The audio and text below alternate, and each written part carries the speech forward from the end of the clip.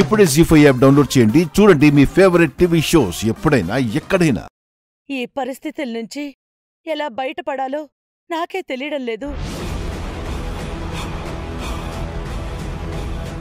అలా అని అవునిని కాదని శ్రీకర్ని అలేఖ్యకిచ్చి పెళ్లి చేయలేం. ప్రేమించి పెళ్లి చేసుకున్న జంటను విడదీయలేం. మరి అమ్మవారు ఎలా వస్తుంది? నేను చెప్తాను.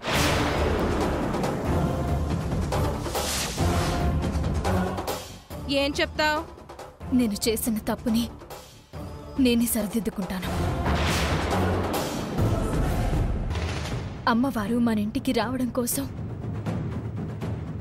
నేను నా భర్తను వదులుకుందాం అనుకుంటున్నాను.